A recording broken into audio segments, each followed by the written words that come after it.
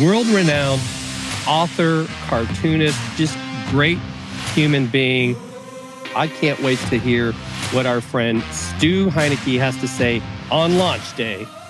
Hey, man, so nice to join you guys. Congratulations, Stu. I know that, on book release, you probably have lots of things to do, and you're watching this thing uptick, and I know you've got a ton of things going on. So we are honored to have you aboard today, and can't wait for you to share the story behind the story, if you will, of this book. And so any breaking news here as far as how it's doing on the if you want to. Well, so the funny thing is, actually, this is a great part of launch day. This is incredible to be with you guys. The book's on Amazon, so where else would you want to be? But with Jim and Chris right now. So, but I'm watching. I'm on Amazon. I've got a couple of pages open, and I'm watching every page where How to Grow Your Business Like a Weed is showing up, and so on the Kindle platform, it's the #1 new release in small business marketing. Awesome. That's pretty cool.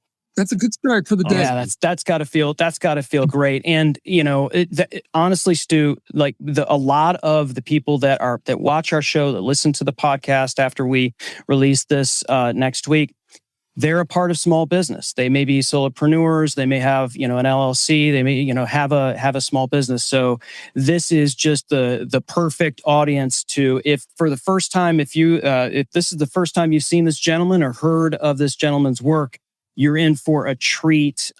Stu, what number book is this for you? Well, this is actually my 5th book, but amazing. 3rd one with a publisher. Wow. Yeah. And do you think that's actually made a big difference for you by going to a publisher as opposed to when you did on your own? Oh, yeah.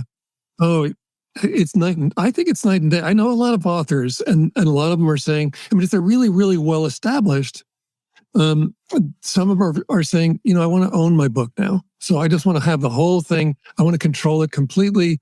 And I already have an audience. People know me. And so that makes sense to go that route. But otherwise, publishers, there's so much expertise behind what they do, and so much great judgment of how these things work. And, Jim, my book, my earlier book, How to Get a Meeting with Anyone. I didn't even come up with the title, but the publisher did. Wow. So it would have been called something like Breaking Through without the publisher. So they came up with the most outrageous title. When he first said it, I thought, gosh, can I lay claim to that? I don't know. Yeah, why not? So, and they just know they make a lot of things happen that you wouldn't be able to make happen if you were, I think even if you're an established publisher, because, when they bring your book to the international book fairs, and then they start selling international rights, so that it becomes, different language rights. You're not going to do that if you've just self-published a book. So there are a lot of things that a publisher brings to the table, and I'm so glad to work with them. This is really kind of weed of me, but I like collaborating. And who knew? I didn't know. You don't collaborate when you cartoon. So, right. So, but I love collaborating, and it just turns out that the more you team up with others, the more you create a team around you, or just a network around what you're doing, the stronger it becomes. It's just, hey, by the way, hi, Russ. Just noticed that. But the stronger it becomes, and it's a very weed-like trait, actually. Wow. Yeah. And it's funny too, because with your first book, one of the things I remember, because, Jeff Sheehan and I would spend a lot more time together before this thing that shall remain nameless. But I think he had that book was completely dog-eared, right? He had gone through it multiple times. I was like, if Jeff Sheehan, who's one of the top, I think 50 people in the B2B social media space, is going through this book, there's something to it. And then obviously getting to meet you after that, it's like, wow, this guy is brilliant. Because, you've had quite the evolution, going from being a cartoonist to a published author to the father of content marketing. So what made you make this, I guess, this is like, to me, you're taking another step. You're going beyond just content marketing. Now with this weeds book, you're talking about really strategy to help businesses grow like a weed. I mean, what made you think of this? I mean, I know you talk about it in the book some, but I'll let you talk about it. Yeah, well, I should also respond to it. I mean, why would a cartoonist be writing a strategy book? I mean, what is that?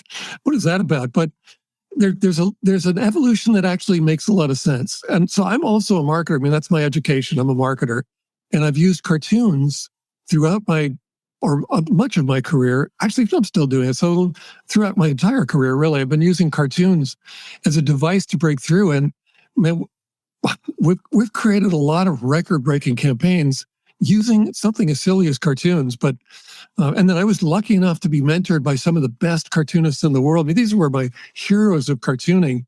So people like Gahan Wilson and Eldon Dedini from Playboy, and Arnie Levin and Leo Cullum and Bob Mankoff and so forth from the New Yorker. And I got just the most incredible, I don't know, launch or education in cartooning. It was amazing. So it just became part of what I do and part of who I am, I suppose. But part of this is really just, why would I be writing a book about strategy and weeds? I mean, what do I have to do with either of those things? But the thing is, I've been a business owner my whole career as well, and I sell. I mean, it doesn't matter what you do. In a business, if you own the business, you sell. It doesn't matter whether you have the name sales or the word sales in your title or not. That's what you do. And so that's why when I wrote that book about how to get a meeting with anyone, I was using cartoons to break through to presidents and prime ministers and celebrities and so on. And what's everyone else doing? And that's the evolution of that earlier book. And then the weeds book came from, as a young man, I was driving down the Santa Monica Freeway one day. I lived in LA, and I noticed a dandelion growing out of a crack in the concrete. And I should say, in the median. So, there's 6 lanes of traffic going this way, 6 lanes coming the other way, just a rush of roaring tires on all these lanes when the traffic used to move pretty well. I don't think it does anymore. But, and then this 40-foot wide median and a crack in the concrete. And this dandelion found its way there, and it's making its living. It's just sitting there running its process, and it's sort of happy. those yellow flowers and those geodesic seed pods, and they're kind of blowing seeds around in the smoggy turbulence. And it just, I was just, it's something we've seen a million times. All of us have, because in one sense, you might wonder, how on earth did it get there? How did it pull that off? Because it's pretty significant that it's not an apple tree growing there or a petunia. And quite frankly, those plants wouldn't make it as a weed. They're really special. But we know how dandelions get there. They release those seeds. They're these highly mobile seeds that probe every possible opportunity to take root. So they're almost miraculous in the way that they operate. And then also it just looked like it was happy. I don't know. It wasn't depressed. I don't think it was thinking to itself, geez, this really sucks. I ended up in the middle of a freeway instead of at the beach. That's really where I wanted to be. I mean, there's none of what we do to get in our way. And so as I whizzed past, I'm just saying, wow, I hope I can live up to that example in my career and in my business. And it just got me thinking for all this time. I mean, this day is huge. For me, it's just hugely significant that the book is finally out. As of today. So it's just an incredible journey, but that's where it came from. Yeah, and I love how this is so much about mindset, because I think when people think about weeds, their immediate thought is something bad, right? Some thistle that you've got to yank out between in your garden or a part of the flowers and all of that. And there are a lot of that. If you're intending to grow something, beautiful like petunias, and there's weeds, you gotta get rid of them. And so typically most people think of weeds like very, very negatively, but you've looked at it very differently and said, let's study this and let's study resiliency, and let's study how you go into how over the course of time, how weeds have developed, a almost like something against weed killers. Like there's all kinds of stories that you talk about how weeds are not just that they haven't just been the same for eons, right? They've developed and changed and metamorphosized, and when you go into that, it kind of helps your mindset. Is this book as much about mindset as it is a specific how-to, or is it both? Well, it's actually does include mindset because that's part of the weeds model. Actually, that here's what I discovered: they come in all shapes and sizes. They're all over the world. Actually, most of these weeds have spread all over the world. And so one of the things I wanted to discover was, do they have a model? I mean, like, how do they do that? We all know what it means to grow like a weed, but how do they actually do it? And do they have a model? And if they do, is that model applicable to what we do in business?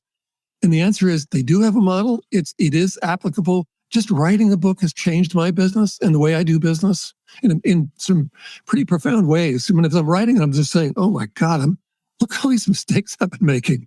And it rejigs, it just changes the way you do business. But one of the things that you might notice, because you mentioned the weed mindset, or is there a mindset? And there is a weed mindset. And by the way, it's not sitting around, smoking doops. It's that's not what it is. I know somebody guests have asked that. Like Garen is asking. Garen's hoping that's what it is, but that's not what it is. But it's just weird to even think that something without a brain, like, how is it supposed to have a mindset then?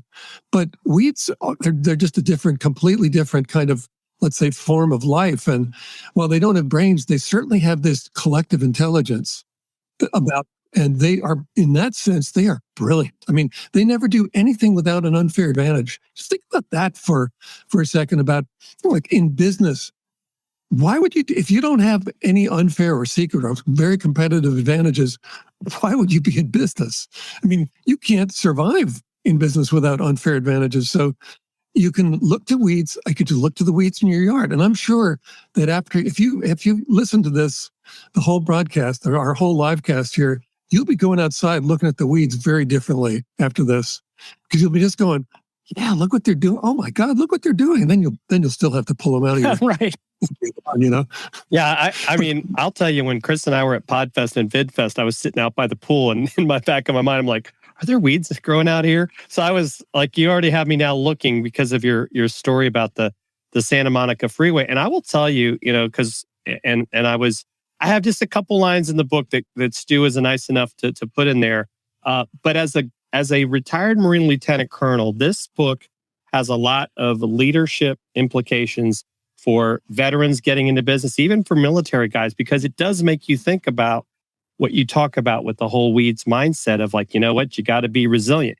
You got to adapt. And that's something that weeds do, that we as business owners, just leaders in our community, don't always think about, right? Sometimes it's easy to shrivel up like a wallflower, as opposed to being, and I also found it interesting that you think that weeds are optimistic. And that was something that I found to be like, wow, I never thought of it that way. Well, well, first of all, thank you, because one of the blurbs in the book is from you, Jeff. Thank you. That's pretty cool. But, actually, I interviewed 2 4-star generals for the book. I interviewed a lot of people, really interesting people, business personalities and all sorts of experts in business, all areas of business, the full spectrum of expertise within business, but also weed scientists and botanists and so on. It's a crazy combination of people to bring together, but you're right. There definitely is sort of a military-like doctrine here.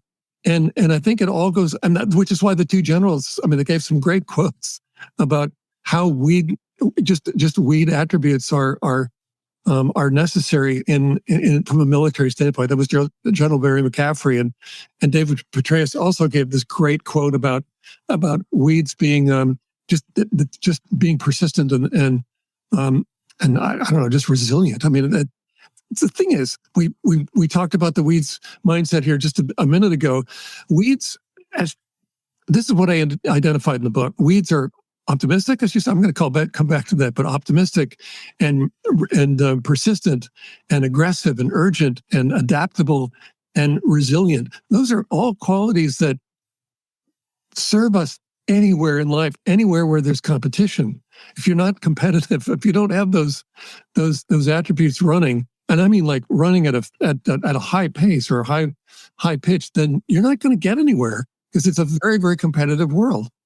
In the military, competition is literally life or death.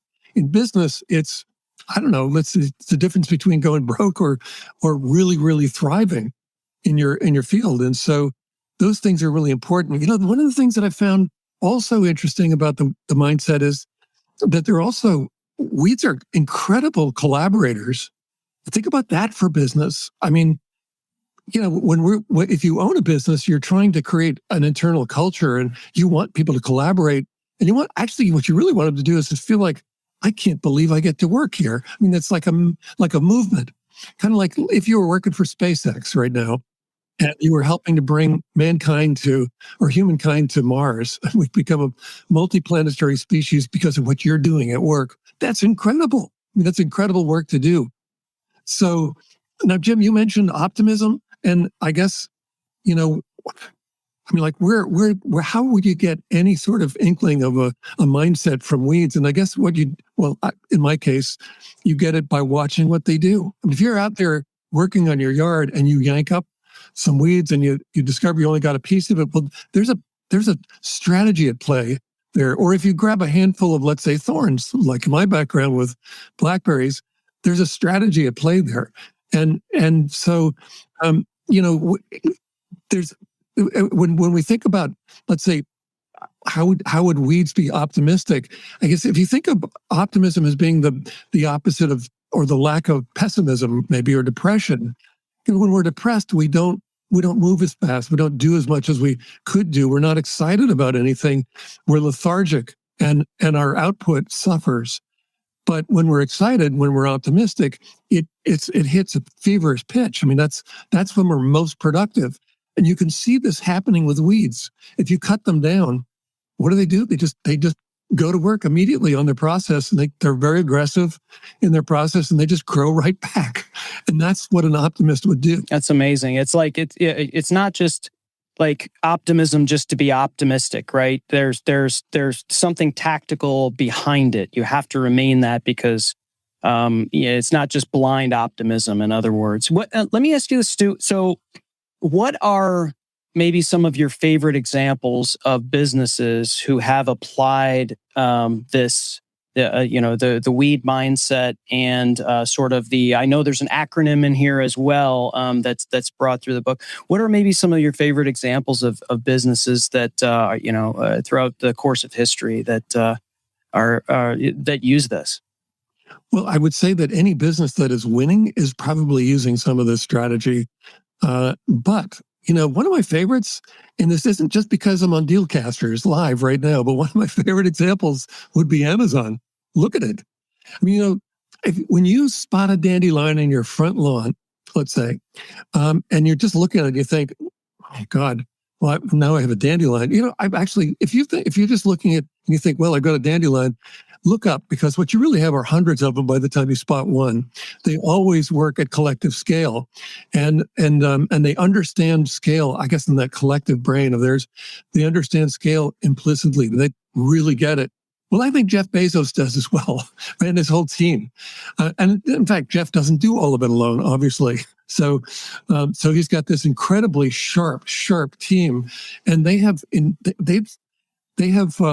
innovated all kinds of things. I mean, like one-click shopping, and I think Amazon was the first affiliate program, wasn't it? It sounds right. I'm sure someone else will claim it, but let's just say that it does. I mean, I've heard that, but I don't know for sure. But well, I mean, what you see though is Amazon has spread all over the world, and it involves a lot of small businesses. I mean, they love storefronts on Amazon. It's become sort of the whole world of retail. And literally the whole world of retail is encompassed. It's in this one website. It's incredible. And it's all because they are very, very weed-like in the way that they spread and innovate and create those unfair advantages. So yeah, they're a great example. Jeff won't like this next example. I don't know if Jeff's listening. Oh, he's always listening, Stu. He's I'm sure big he fan is. of ours. Hi, Jeff. Yes. I haven't seen anything come across the screen He's actually yet, on Amazon, watching us on Amazon. Yeah, well, I hope so. Always watching, aren't you, Jeff? But now I hope he tunes out a little bit because I'm going to talk about Elon. So Elon is another great example of weed strategy and really weed mindset at work. I'm fascinated with the development process that he went through with the Falcon booster system, but now with Starship. And if you watch, he just, like a weed, they try something. Well, yeah, they try and fail and try and fail and try and fail, and suddenly they succeed, and they don't give up. They don't stop. And so, and when he succeeds, he ends up doing things that are building things that no one's built before. I mean, we're so used to those Falcon boosters now going up to either launching satellites, whatever they're doing. They're going up to space or up to the ISS, et cetera. But we're so used to now seeing them come back down and make a propulsive landing. And if they launch Falcon Heavy, then there are two boosters that come out like a duet. It's unbelievable. Or they land them on drone ships at sea now. For a long time, I should say. And we're so used to that now. But before, when you might remember that they'd send them up and then they'd come back down and crash or explode on landing in some form. And it was a big deal when they finally first stuck a landing. But it's become so routine now. We just, we don't even pay attention. But that process is incredible. And process is a big part of just what weeds do. Think about it. They've been around for millions, and actually they've probably been around for about 145 million years, because that's what the fossil record says. The flowering plants appeared on the planet 145 million years ago, and I'm sure a lot of those were weeds, right? So they've been around for a long time. They have this process that is just programmed into their DNA. They just run it like a computer, and so this process is really well honed. It's ancient. But it's also a process that changes on a dime. And I know we'll talk about some examples of this coming up, but it just changes. It reacts to any challenge to its existence, and it just sort of evolves right around it. So it's an evolution as well, but process is also just a huge part of their model. Does that make sense? Oh, absolutely. Absolutely. And I think it's awesome to be inspired by, the Bezoses and the Musks of the world that are applying it. And you could say these are the principles of that. But I think a lot of people might look at that and say, well, they have this cumulative advantage because they've, that business, Amazon started ugly, right? And it was built to that. But how would someone who is just really not necessarily bootstrapping, but they're a solopreneur and they're looking to be successful and kind of looking to shift their mindset into something like the weed mindset? How would someone like that's just like, okay, I'm not Elon Musk yet. I don't have a staff, but how can I sort of apply some of these principles that you're speaking about in the book for me, the lone solopreneur? Well, a couple things come to mind. One is you probably do have unfair advantages. If you've been in business and you've stayed in business, you probably have some unfair advantages. That's really good. And you should be focusing on magnifying those and creating new ones all the time. But it can come down to something as simple as the location of your business. You could be in a place that just is filled with traffic, not because not traffic that you built, but it's just filled with traffic. People are always coming by. That's great. They can come in a lot of different shapes and sizes, but the fact is, you need to be focused on what are those unfair advantages I have. How can I cultivate more of them, and how can I put them out there in the marketplace? Now, the other thing though that you mentioned, Chris, was solopreneurs. So that's interesting because solopreneurs they're not really scaling, are they? If you're a solopreneur, it's still just you. Right. So that's kind of a big deal. It's a big part of scaling. And so one of the other things that weeds, well, there's a section in the book called Scaling Like a Weed. I'll tell you, I had a blast with this book because it's just so fun. I could tell you're lighting up talking about it. It's amazing. Well, I mean, I get to talk, when I talk to people and they tell me their story and I get impressed. I say, man, you're just a total weed. It's true.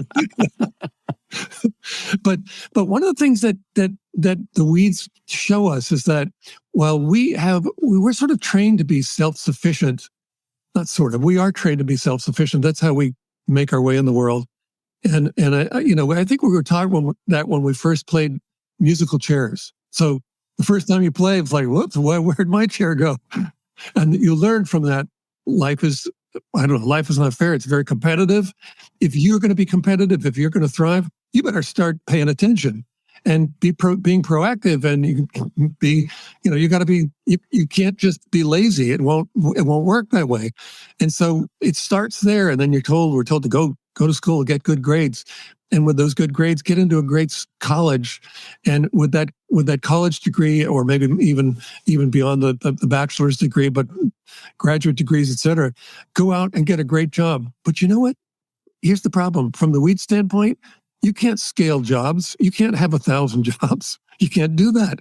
But entrepreneurs, successful entrepreneurs know that the key to all this is scaling everything. And the only way to do that is you build a team and you build a network. And those things sound probably so mundane, but if you don't do that, nothing happens. And I have spent a lot of time as a sort of a solopreneur myself. And I'm realizing that my inclination to do a lot of things myself or learn how to do them, it's great fun. It's a great thing. And entrepreneurs are very, very self-reliant people. But the more you rely on yourself, the more you prevent yourself from scaling. So, solopreneurs start finding ways to network and create new just new alliances, new partnerships, get into new sales channels, et cetera. I mean, do more. You guys have an unfair advantage in this show. I'm sure this show is helping you get business. And who even, this is so not strange. It's so wonderful, actually amazing to see what you're doing. Like, who knew that you could have a live show on Amazon? And you guys are early adopters, and you've got a following, and that's a big unfair advantage. How are people going to match that? Thank you, and thank you for saying that, Stu. And it sort of speaks to what you're saying is that Jim and I, when we started working together, that's when things became like weeds. That's where it was like, And I've always encouraged, whether you're a solopreneur or whether you have a small business and maybe a couple people, always look for people that you trust, that you're going to surround yourself with, that will not try to just tell you what you want to hear, but they'll be honest. And, you can tell them about their successes and they will help you celebrate. And you can tell them about your failures and they will help you get through them and learn from them. And I think that's an important mindset for really anyone, because to your point, it's like, you can't do all of the things by yourself if you expect to scale. You've got to get yourself out there and maybe make some mistakes with some people that you want on your team that don't have that. All of a sudden you feel like you're in competition with them. And that's gonna kill the weed mindset. Yeah. And to Chris's point too, right? That's definitely a struggle. Chris and I talk about that sometimes. Like, Chris is taking that next step and has a VA. I'm like trying to figure out, what can I get a VA to do to help me scale? Because I think, right, we get into this mindset of, well, I've got to do it. It's got to be done my way if I want it done right. And we got to learn to trust. And I think, right, weeds just kind of like, hey, it's all going to take care of itself. And if, the weed gets chopped down, it grows back up. And so we have to kind of have that more open mindset. And so, yeah, it definitely for us, I was mentioning to Chris before, in some aspects, being on Amazon is a weed strategy, because you've got all these other people that if you want to call it, they're on YouTube, right? There's 51 million YouTubers. And we keep saying, well, why don't you come try out Amazon? They're like, no, I got to be on YouTube. And So they've given us in some aspects, an unfair competitive advantage that we're willing to, be in the pool with them, but they don't always want to do that. So it's fascinating from the mindset of what people take. Yeah, well, you guys, this is really, you guys are total weeds, by the way. But thank you. It's a good thing. Okay, good. But what's really cool is to hear that because you teamed up, something much bigger happened. I mean, that's what this is about. As soon as you start teaming up with others, it may be someone that you employ. You mentioned VA, which we should maybe explain as a virtual assistant. So you get help, and it is hard to delegate. When you find that it's hard to delegate, when you find that you're part of the deliverable, all of the deliverable of your company, you're in the way, you're the bottleneck, and you need to get out of that position. And the sooner you do that, the sooner you can start achieving scale.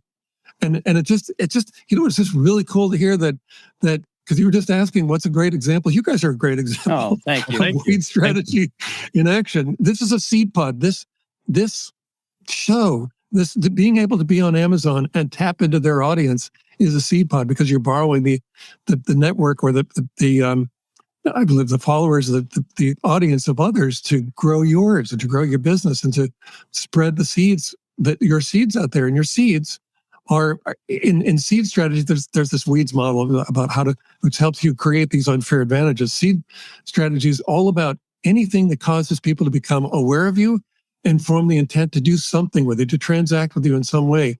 And you guys have a huge unfair advantage that you've built for yourselves just by doing this and just by collaborating like a couple of weeds. Thank you for that. That means a lot coming from you, and it was all by accident, I can promise you. But so the other thing I should say is, it doesn't come about easy, right? And I think a lot of people will look on feeds of and algorithms and everything, and as they're thumbing through YouTube thumbnails that say, get $14 million in 2 weeks if you do this, and all of these things are happening. And do you feel like that? How does that play into this in terms of the mindset that you've got to do the work still, right? There still is, you still have to put in effort. It's not easy writing 5 books and painting that wall behind you. Yes, ladies and gentlemen, for those of you who are watching and for those of you who are listening later on the podcast, Stu has painted his backdrop to look like weeds, which is just amazing. The articulate art that he's got going on there. But yeah, I mean, can you speak on that a bit? You mean about painting my wall? No, about putting in the work for success. Yeah, well, no, I'm sorry. No. But you can talk about the painting too if you want. Yeah. No, the thing that's really, what that makes me think of. Weeds. Again, when we're done, you're going to go outside. The next time you see weeds, you're going to be going, these things are miracles. Look what they're up to. And so one of the things there's a weed that I think every one of us know, the dandelion. We all know that weed. And dandelions are a great example of weed strategy in play. And so you mentioned, you got to put in the work. All right. You got to work harder than everyone else. I mean, this is a competition, it's a tough one. So certainly if you're not willing to work, then where do you think you're going to end up? So, but here's the thing. A great example of working beyond what everyone else is doing is what dandelions are up to. So they show up when all of the other flowering plants start showing up, all the bushes and so on. And the trees, and they start everything that's blooming. Well, the dandelions are right there with them. It's the very, very beginning of spring. They're blooming, and then all of the plants go through a growth cycle where they flower, and then they produce maybe fruit, which are really their seeds. And it's just their method of having the seeds spread. But most plants just go through a single growth cycle in the spring or spring through summer. But that's not what that's not what weeds are doing. Dandelions are working overtime. They go through a growth cycle probably every week. Isn't that amazing? And then I'm on an island a little bit just outside Seattle, and so in our climate, when everything starts dying out and turning brown, and I don't know, let's say August, September, and certainly October, you'll still see dandelion. All these other plants are in senescence. That's really the term. But when they're in senescence, the dandelions are still out there going through their growth cycle like it was still spring. They're working overtime. They're doing what no other plant is willing to do. And that's what it takes. That's why I think the thing that I think is really exciting about weeds and weed strategy, just drawing strategic growth lessons from weeds, is that they're all around us. They're so accessible. It just makes growth accessible because we can look at them and watch and draw lessons from them all the time. It's really amazing. The only time we don't, let's say, after senescence, so in the wintertime, they're not doing anything.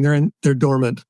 I guess they're rebuilding. They're going. And that's sort of where we aren't like weeds at all, because we're going to do this year round. But otherwise, they give us these examples of weed strategy and growth strategy in motion, and they show us how to do it. And if you're out working in your yard, you're going to walk away with a few lessons saying, I'm going to change I'm going to change a couple of things that I'm doing in business.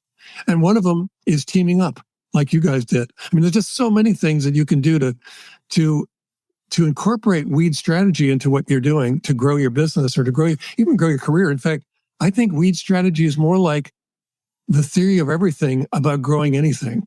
Yeah. And Stu, one of the things that, we had I felt like as an honor is like we had some Zoom calls at the beginning of, the pandemic, and we were talking with other business owners and maybe gave you some of the ideas. But it was interesting to see, right? Because we talk about with weeds being adaptive, but also one of the things you talk about in the book too is the urgency. I love how you talk about, like, some people say, oh, well, it's going to take us in 6 months. We can do this. Like, why are you waiting 6 months? Right? Because we only have so much time. And so, weeds are kind of urgent, right? Like when you tear that weed out of the ground, or think you did, because I know your blueberry stuff in your yard is a good example. It's going to come back, right? It's going to start growing right away. It's not going to give up. And so I think urgency kind of falls in line with that. Give us some of your thoughts on that. Well, in urgency, I think urgency is kind of the way that we attach importance to what we're doing. And so you're right. If someone says, yeah, this sounds great, we can do this in about 6 months, I'd say, look, a deal denied, or I should say a deal delayed is a deal denied. You got to do it right now. And if you're just putting it off, then I guess what they're saying is it's not important. So I think urgency is how you attach importance to anything. If you're calling someone or calling up and then you're asked to hold, ideally you should be saying, no, I'm not going to hold. This is important. I think it has an effect on you just as much as it does on the other people around you. You start feeling like what you're doing is much more important. It's urgent. It's otherwise, in other words, it's important. And so, it's just the way that you attach importance to everything you're doing. Yeah, the analogy applies, like you said, in so many ways. Just hearing you talk like you did a few minutes ago, and you were talking about how, into the fall and then into the winter, you said, well, I guess this is, kind of where it doesn't necessarily apply to this. But then I think about weeds in the winter. Well, they don't go extinct, right? They're back. They come back. They don't just go away. They have this, they're back. They never go away. And somehow they're getting stronger and building some other stuff that, maybe even science hasn't figured out just yet. And I think there's something to be learned. Just look at what we're, I guess, still sort of going through in terms of a pandemic. And I know things are, coming out of it, but there's a lot of things that can be learned about how you would go through something like a winter in your business and how you come out on the other end stronger. Yeah, I think that's a great point. Plants. Some plants are perennials. They live over multiple years, and some are annuals. And those things, when you're talking about a weed that's an annual, wow, that is one aggressive. Well, I can't say it. I don't think I can say it. But anyway, one aggressive plant there. And there's one weed that's attacking agricultural fields in North America right now. It's the water hemp, and this thing. Some gardeners say that that weeds are just plants that we say are out of place. Like bee balm or something.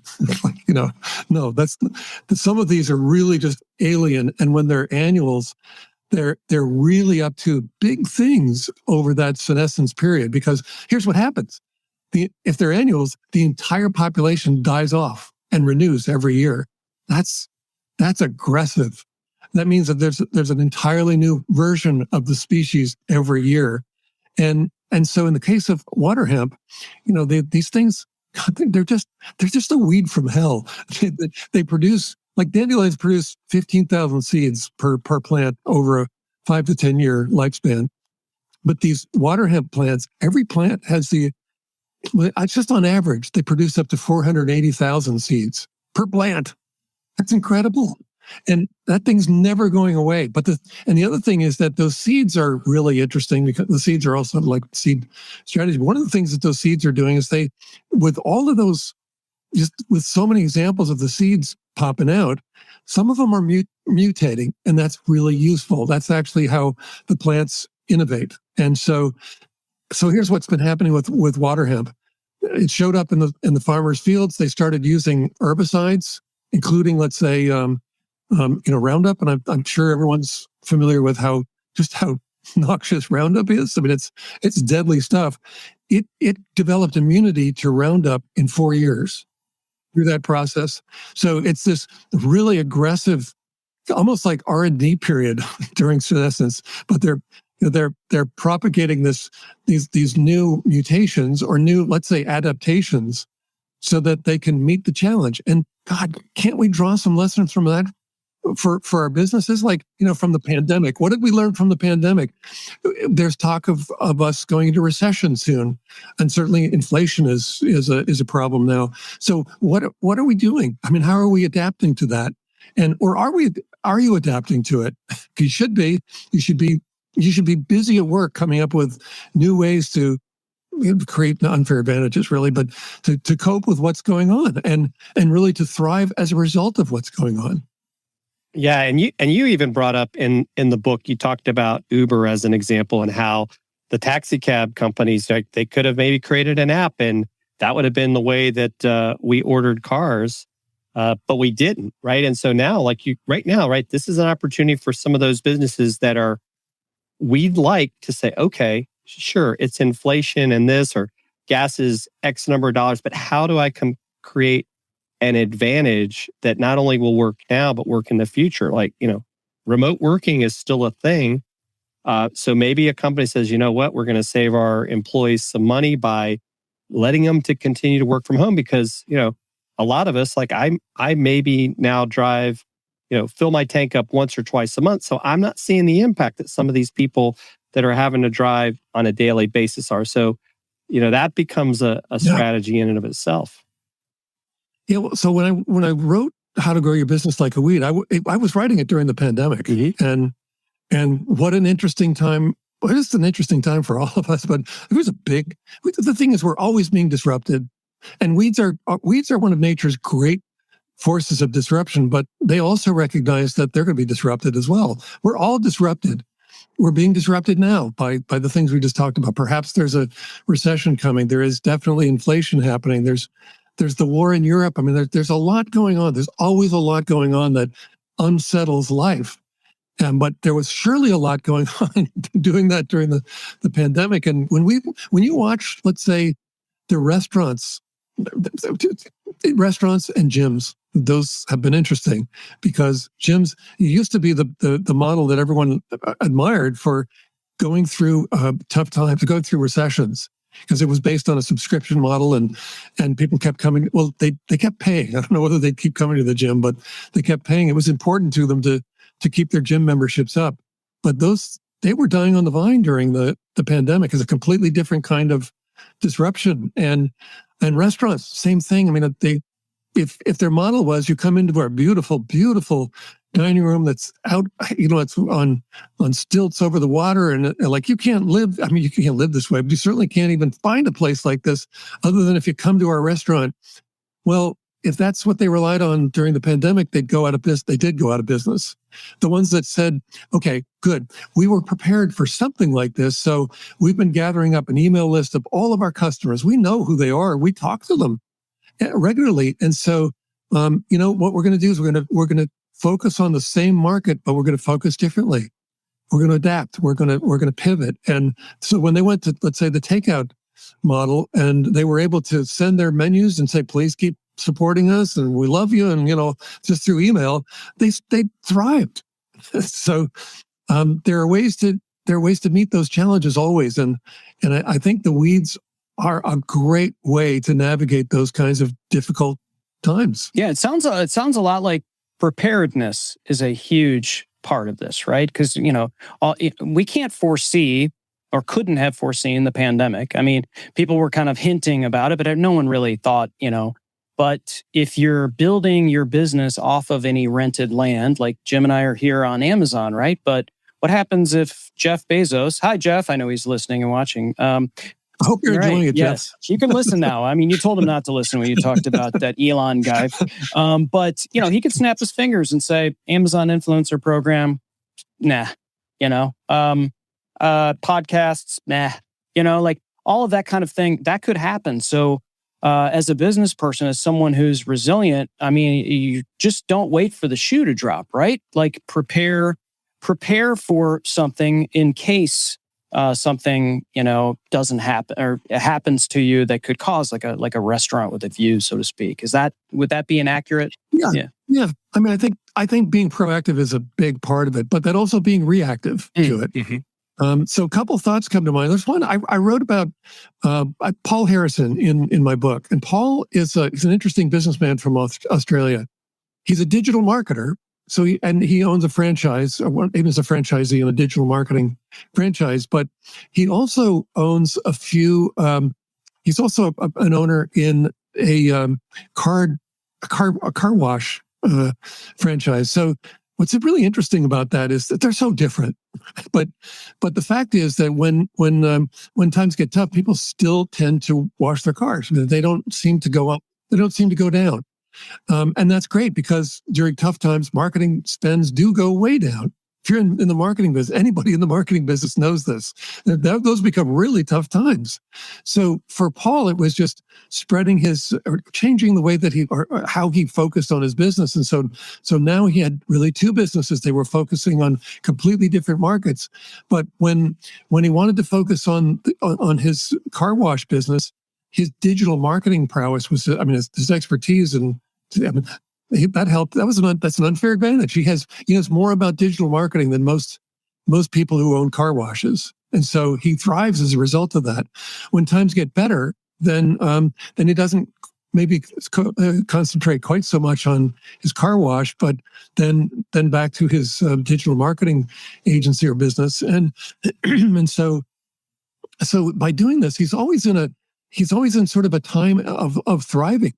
And that's useful. He's very, very, let's say, astute about gathering information from the people who are doing business from him. They shouldn't just come in, wash their car, and leave. He needs to know who they are and be able to develop a relationship with them, so that, I don't know, maybe he might introduce something new. They might introduce something new in the business, or he might go off into maybe a third direction. I don't know, but you've got to have direct contact with these people. You mentioned Jeff. Like, I don't know anyway, we don't know if he's listening, but if Jeff decided today that the influencer program is gone from Amazon, I mean, one of the things that I think is probably smart on your part is to collect an email list of all the people that you're dealing with on this channel, so that if it did go away, you'd have an easy time pulling them to another channel. I mean, it would just then just be another just another platform,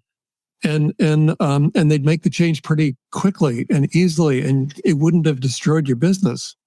So I think those are important. But then also, just when you have a market that you're serving and conditions change. I mean, going back to the restaurant business, for example, everybody eats. They still eat during pandemics and during any of these disruptions. Well, if they're still going to eat and they have a positive disposition to you and your brand, then you just find other ways to serve them. So you do react to these changes. And I think maybe, in comedy, there's in comedic improv, there's sort of this rule. Someone will, if you're doing this, you're sort of doing something with another actor, and the actor that your partner comes up with something crazy, like, oh my God, here comes the guys from the moon. Well, you're never allowed to disagree. You're never allowed to say, well, that's not right. There are no moon men. You don't do that. You just say, oh my God, you agree, and then you go on, and then this. And so maybe there's a way to borrow from that concept to do a disaster improv. So whatever's happening, whatever it is, you say, okay, this thing just fell over, the market's coming down, but that's good, and here's why. And you then go into here's why, and that helps you pivot and have this balanced stance that you can use to react to really any disruption. Yeah, and I actually went through that back in 2018. I was living in North Carolina. Hurricane Florence came, and I was, doing local digital marketing, and a lot of those businesses that I worked with never were able to reopen because the damage was so severe. But it also made me realize, like, you know what? There's this thing called the internet. There's this thing called Zoom. I need to start using it more. So, fast forward to 2020, I was prepared, right? I learned from that, that, what? It's not like, oh, I'm going to throw in the towel. It's like, how can I do things differently, right? It goes back to that resilience and adaptability that you talk about. And I think that's what we all have to think of as business owners. I mean, what's funny is I think Chris and I have seen this both, and our friend Tim Sohn, right? We were doing live streams or those sort of things. And all of a sudden, when this thing happened, people are asking you, hey, I don't know how to live stream. Can you help me? And it created a whole new opportunity that we weren't necessarily intentionally looking for. And so it's not always obvious, but, building those skill sets definitely, allow you to be more of a weed, I would say. Yeah, I mean, you guys were adaptive and resilient. I would say those are, and I'm sure also urgent and aggressive and persistent, but certainly adaptive and resilient. And it led, you're still working with a lot of the same people, the same audience, the same target audience, I should say. A lot of the people you knew, I would imagine, also became clients for these other things. And as a result, you came out stronger. And look, one of the things you did was you started the show. So right. You ended up coming up. The business that you have today, you wouldn't have even recognized it before all that disruption. No. So disruption is actually good, right. But you've got to surf those waves. Exactly. And I think that's it goes back to your adaptability conversation. Of course, when you have this great idea for a business and you have this vision for how it's going to happen, you got to be ready to move like a shark, because it's not going to go, and there's only so much you're in control of. And so whatever business I'm in now was not the business that I had thought about years ago. And I had this whole mind map, and it's just like, boy, I don't even look at that anymore. This is a whole new one, right? It's just, so you got to move with it, because a lot of this stuff is out of our control. It's a journey. Yes. It truly is a journey, and we don't know where the journey goes. We can plan and so forth, but it's a journey. Stu, this has been so amazing. We've been so honored to have you. This time just goes flying by. And for those of you who are with us, we normally call them the car buying public of Amazon, but today they're the book buying public of Amazon. This is the day that the brand new book, How to Grow Your Business Like a Weed, has debuted. Already #1 in small business. Was that the best-selling in small business, and I'm sure will be added to the other books that are considered bestsellers. Stu, just so amazing that you're being able. And as I understand it, there's something for people that buy this book today. Are we talking about that, or? Yeah, well, okay. It's a secret gift, but there's a gift. If you buy today and you somehow get a hold of me, DM me. So you can connect with me on LinkedIn. However you want to do it, you can go to my author site, stuheinecke.com.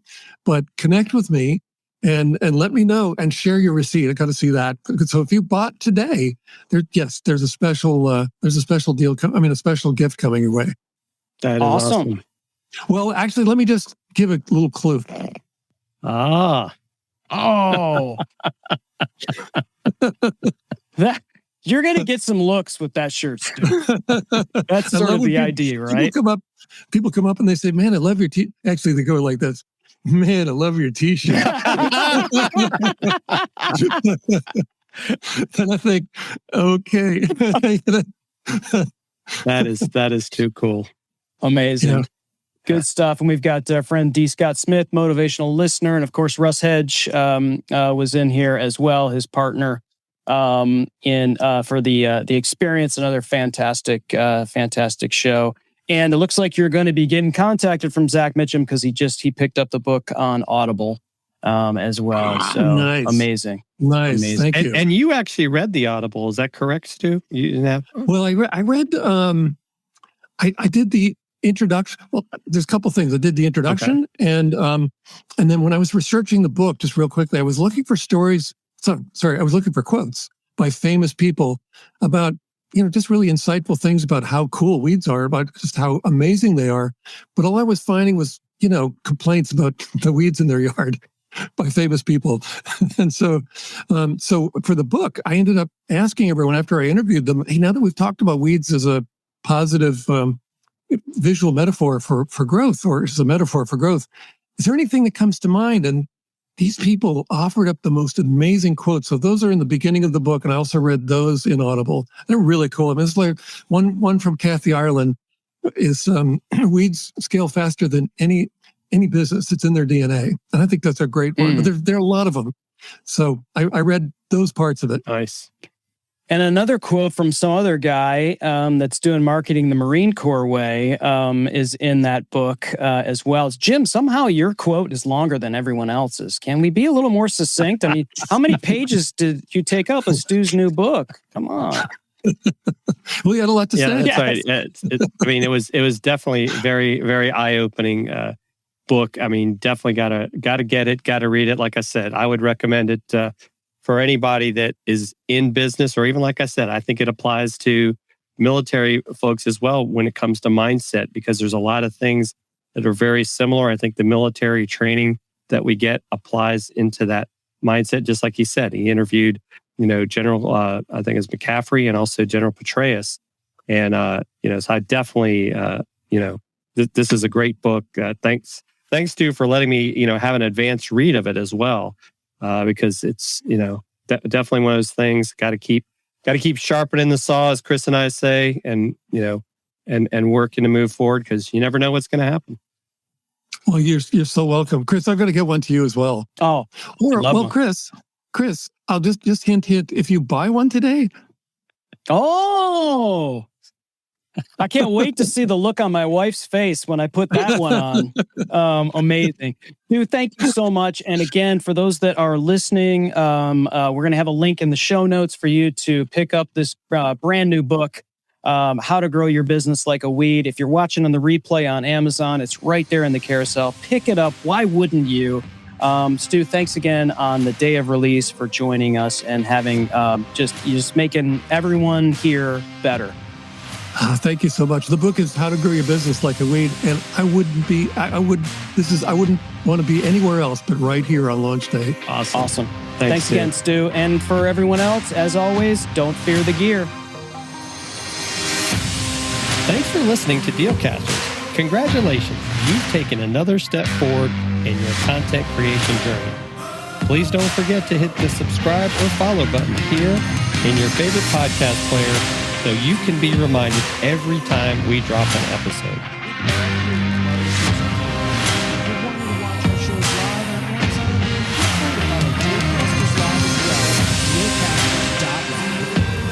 Follow us on Twitter or subscribe to our YouTube channel, where we also include added content that you cannot find anywhere else.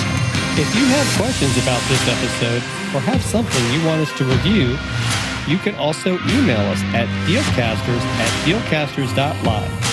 Thanks again for listening, and you know the deal. Don't fear the gear.